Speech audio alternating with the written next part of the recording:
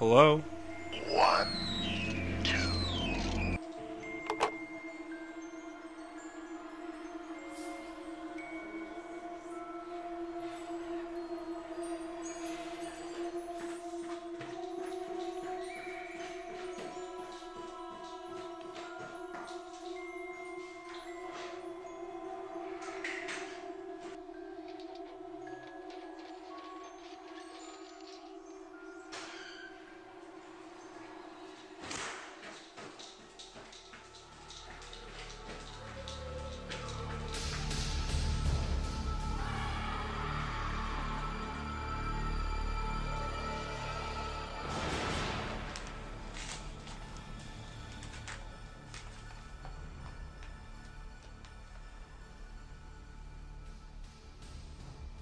One, two, Freddy's coming for you.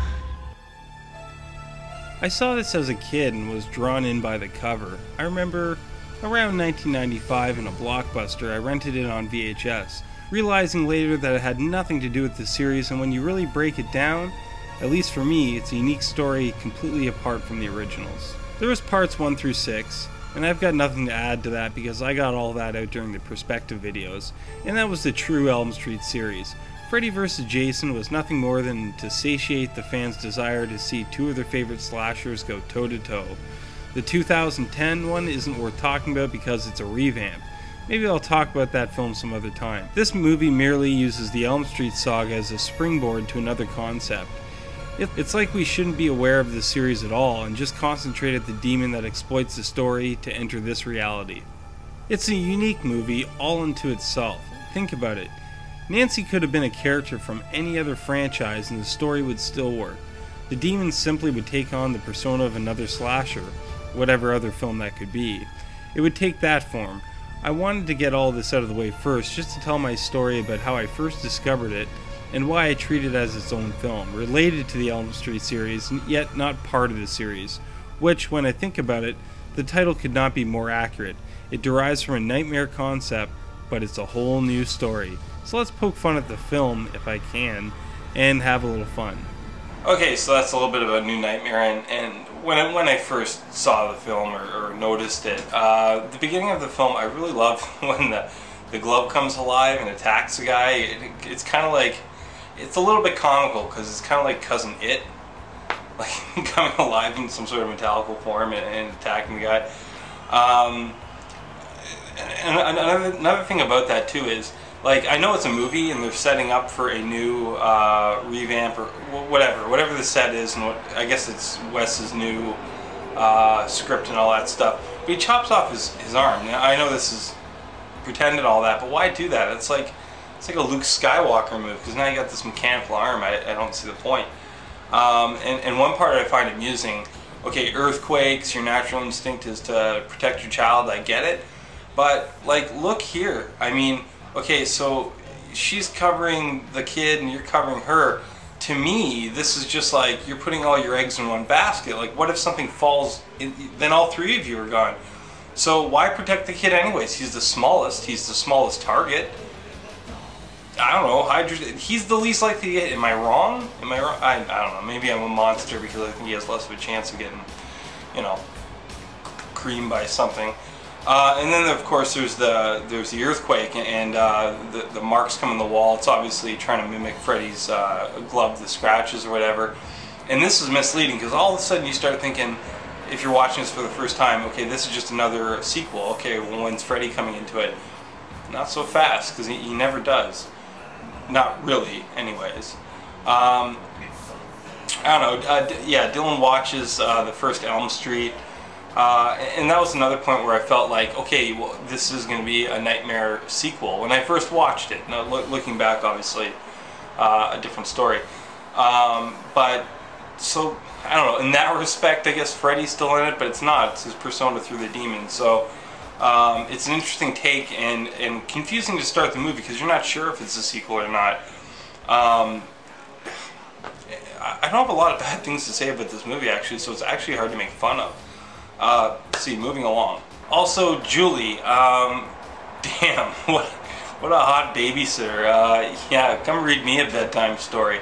Also, where the hell is Tuesday Night in this movie? You know, I've honestly never spotted her, so I must be blind. I've looked, you know, I've seen the movie, obviously not as much as the other Nightmares, but you know, people will say, okay, Tuesday Night, I believe you, she's in there somewhere. I just, honestly, I can't spot her. So somebody just leave like the time code or something for me, because I honestly can't recall where the hell would she have been. They're taking like a bounce off of the Nightmare films, but they also got like this Hansel and Gretel theme going on, which kind of really is, it's apparent at the end that that's kind of, I don't know, they related the stories and used several different parts of that fairy tale to kind of fill in and contribute to this story, which is, I don't know, I thought it was kind of cool. But I like when she's in bed with him and she's reading the story of Hansel and Gretel, and then she's like, okay, that's enough, because I guess she's all stressed out about, you know, having a stalker and all that. And then he just goes on and like, well, check this out. But Gretel ran and left her there to perish nonetheless. She ran to her brother as fast as she could and flung open the door. Hansel, Hansel, she cried, we are saved. The witch is dead. Okay, so like he like recites the whole thing. Did anybody else feel like even in his delivery there he was odd and like kind of creepy? I don't know. It's the same kid that played in the Pet Sematary. Like he was like 2.5 when he was in Pet Sematary. He was great then, and I don't see kids that age getting much creepier than that. I don't know, maybe I'll put up a couple graphics of just him in that movie, but you've probably seen the movie, and he's a creep in that. So yeah, Heather has a stalker, and she's receiving these phone calls and letters in the mail, actually just literally a letter in the mail. My demo was a little bit different, but the voice is personifying Freddy. It's obviously Robert Englund doing the voice, but the demon's like personifying this and all that. And it's weird because you can't block the number. I mean, the guy turns on, or the demon turns on TVs without plugging it in, etc. So there's really no getting around these phone calls besides not answering it. And apparently it doesn't matter anyways because he's coming. Which leads me to believe, what was the point of, like, I guess the point of the demon was to try to rustle all this up into her. But again, that gets a little bit muddled because Wes is the one that's actually writing the script, which is the problem. And I don't know, connect the dots there. It doesn't not make sense, but it doesn't exactly matter. Who is this? Freddy's coming for you! One thing that I thought was really fun was when Robert Englund, he comes out and, you know, he's personifying Freddy, the character that he played during the movie. Anyways, I thought this was kind of cool because it's kind of like a reunion, a reality reunion, even though it's scripted and planned, within a movie, which I thought was really cool. One odd thing though is the people in the crowd had welcome back Freddy signs and stuff like that, but Heather Langenkamp is completely unaware that he's going to be showing up. It's supposed to be like a surprise type of thing, like he puts the claws through the thing and she's, you know, wow, you know, I can't believe it's Robert Englund. She probably has some stress going through her mind, but it's fun. But the people in the crowd, let me just pause it on somebody's, how the hell did they know he was showing up? I mean, Heather didn't even know. So their prediction or anticipate, whatever you want to call it, is mighty impressive. And it's not just one of them, there was multiple signs. So maybe there's a flaw in that part. There's very few flaws in this actually, well, that I could make a lot of fun at. It was a little bit strange seeing Robert Englund out of his makeup. It wasn't for the first time. I mean, we saw it in part 5, we saw it in part 6, but this time he wasn't playing Freddy Krueger without makeup. He was just playing himself, and you kind of, I'm sure that's not necessarily his real personality because anytime you put a camera on, right? But it was kind of neat to see him in like in the business as Robert Englund, as opposed to actually participating as Freddy Krueger in the movie. But I still, like, I'm maintaining that this isn't really a nightmare movie at all. One thing though is, even though this isn't a nightmare movie, what the hell is with people falling asleep at the wheel? Like, first we have Dan, and how the hell he was tired at 8 o'clock at night, I have no idea, but he fell asleep, whatever. After a pool party, like, you're that tired when you're at a pool party. Anyways, enough about part 5, but then in this one, Chase falls asleep. Like, I understand you're tired from work, but Didn't you plan on working all night anyways? Wasn't this, I mean, it's a 3-hour drive. You're telling me from the point at which it was daylight, by the way, to 3 hours later, which I guess presumably, whatever, he left it in the evening, I don't know, but he falls asleep. And that's actually one of my CGI complaints about the movie, is that the glove coming out of the seat kind of looked stupid. And that, I mean, you could argue that the traffic thing, but the traffic thing was like intense, right? I don't know, this was a little bit weird. And why he tickled his crotch, I don't know. Take that for what it is. And then you turn on the radio. That turned out to be less of a disaster than Dan. Mind you, he still died. So the powers of this demon, I'm like unclear as to what the limits are, or whatever. Just seems to kind of have any ability he wants, but definitely in the dream world, but isn't the dream. I don't know. Again, make your own connection. I don't really know. One thing that's kind of funny is when Heather goes in to view the body of Chase. Now, I guess she's really distraught. She had this dream. She wants to confirm something, right? But didn't anybody escort her down? Like, I don't think I could walk into the Toronto hospital. There's obviously several hospitals, and just walk in and make my way into a morgue. I might be wrong in this, because I've never gone to view that type of thing, somebody murdered or in an accident or whatever. It just seemed kind of odd to me. And they also said it's not needed to view the body. I always thought it was. Like, if something, an accident, they need to confirm, like a family member needs to go down or something like that. She felt the need to do it, whatever. But the fact that she just walked into the morgue and you know, unchecked, a little bit odd. The nightmare scenes and the daydream scenes, there's a lot of similarities. Like, they do a lot of the same gags, even in when Heather's in the dream at the end. I might talk more about that later, but with the goo traps and all that. It's a great transition that they're bouncing. They're using things off of the Nightmare series. So it's a great transition into this movie, which isn't actually. It's loosely related to the series, but it's not a part of the series at all. It's its own unique thing. So moving in that direction, it was simplistic yet very imaginative, and it worked really well, because the feedback on New Nightmare is really positive.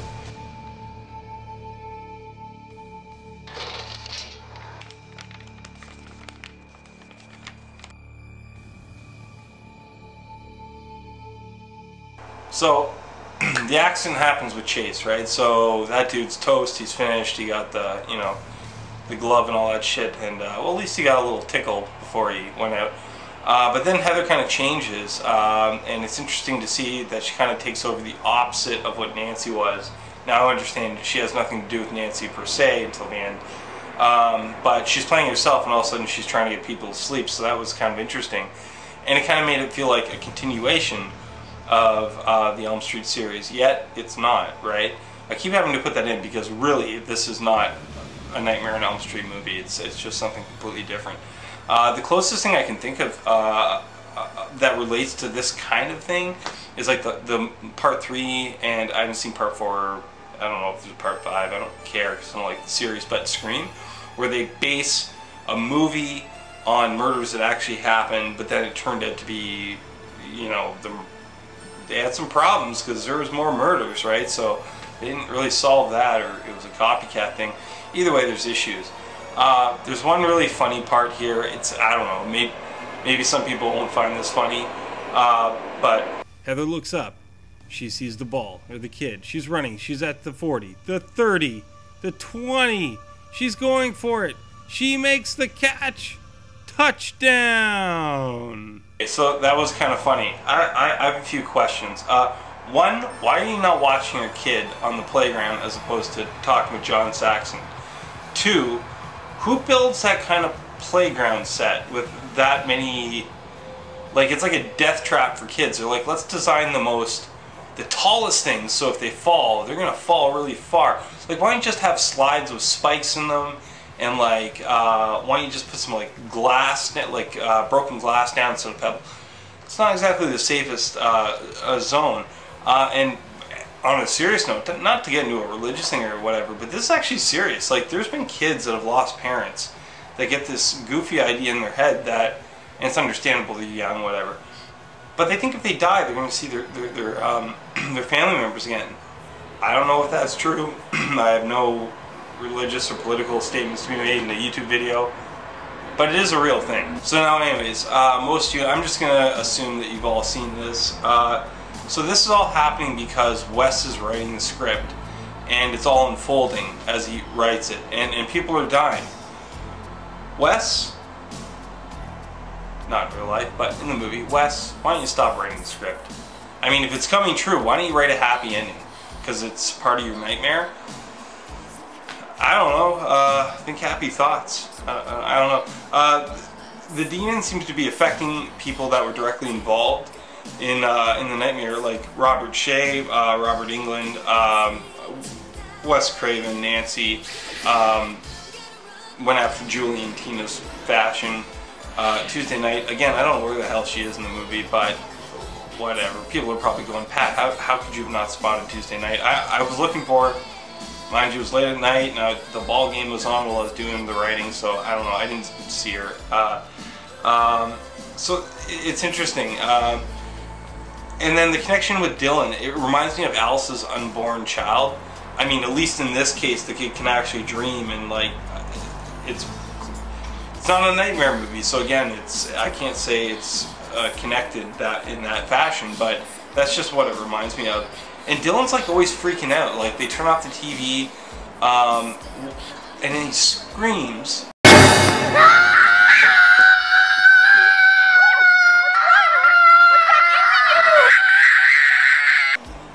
Like, okay, and then she goes and she turns off the TV again. He screams again. Okay, man, like, first of all, I don't know what the screaming has to do with anything. He's just freaking out.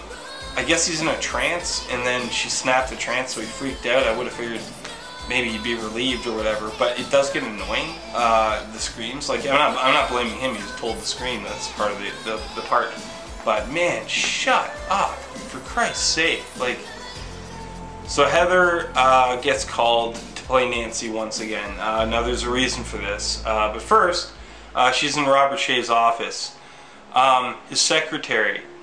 There's no secret why this secretary was hired. In my opinion, she's quite qualified in my books. But, you know, Chase died in the car, right? The beginning of the movie. But I love how at his funeral there's like an earthquake. And this doesn't faze the, well, not really. It doesn't faze like the priest at all. He completes the sermon like in the middle of an earthquake, right? So he's sitting there, you know, like, I don't know anything about the Bible, but, you know, Luke said, whatever, and, you know, rest in peace, and holy shit, the whole world is shaking. No problem, no problem. I got page 4,700, whatever it is in the Bible. And he just keeps going. Man, that is hardcore.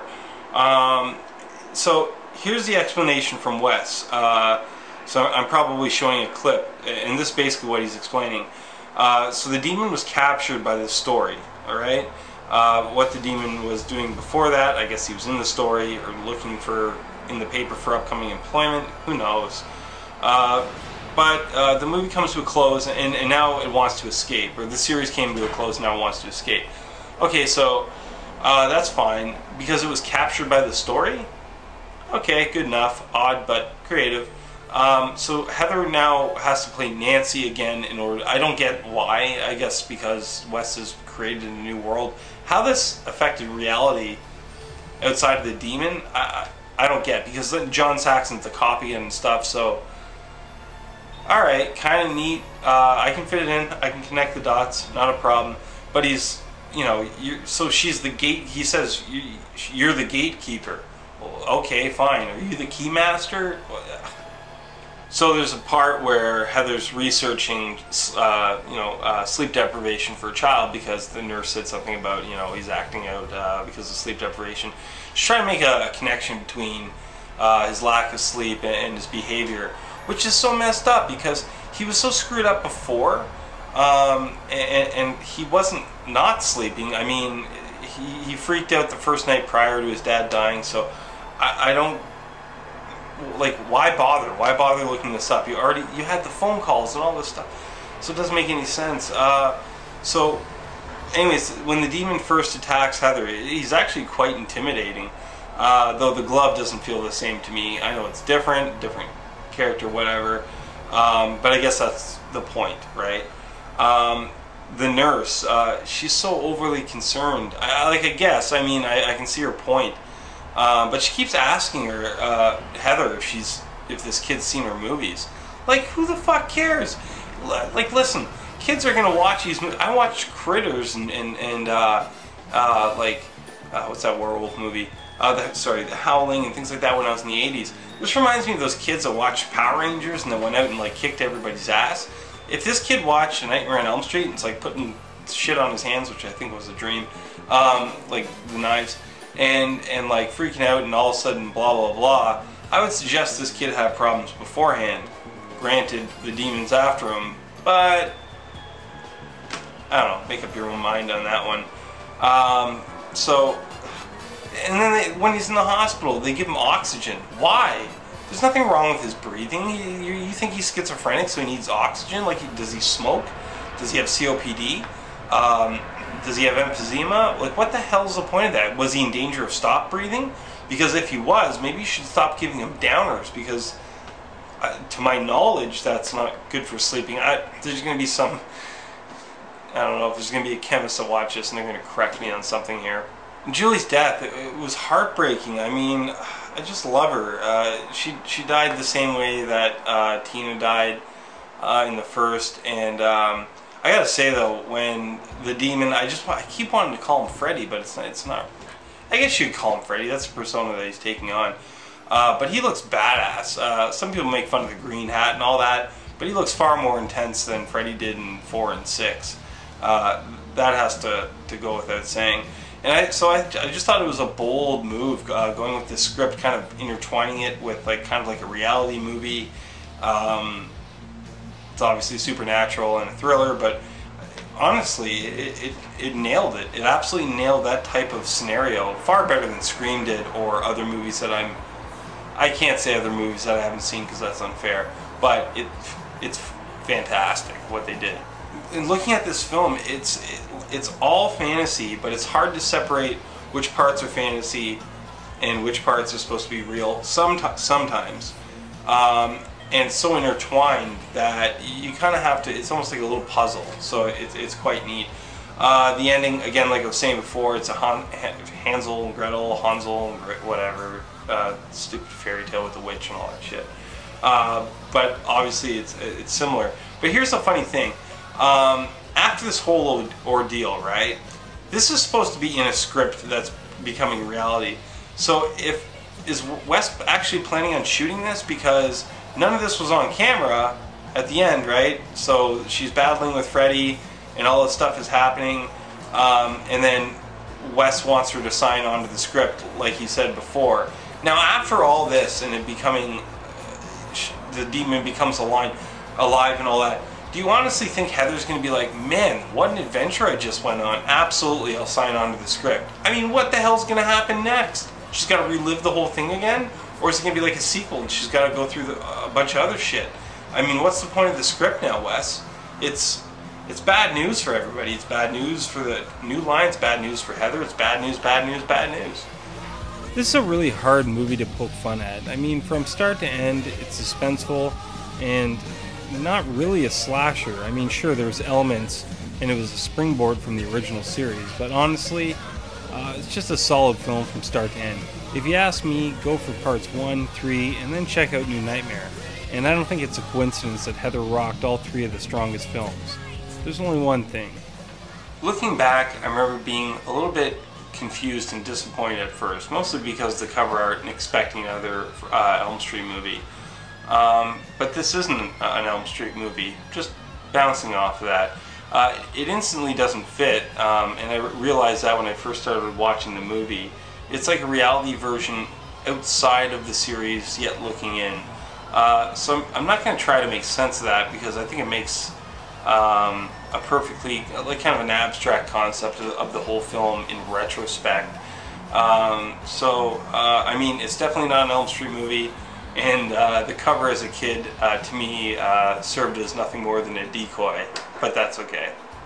Nonetheless, although I was disappointed at the time, it still captured me. Looking back now, I think it's just so imaginative, a great twist to the franchise, let alone a sequel, which, again, it's not. How do you categorize a movie like this? Well, for me, it gave me a little throwback and a celebration from a great franchise, wrapped in a new concept outside the series, and it gave me a thrill. A great character-driven plot without the need for a slasher scene every 10 minutes. I, for one, recommend this movie to anyone who's not only a fan of slashers, but thrillers, or just a great character-driven plot. Hope you enjoyed the movie as much as I did. This was fun. Now I just have to finish decoding this letter.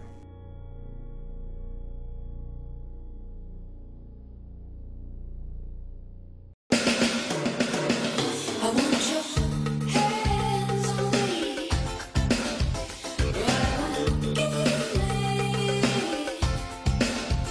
You never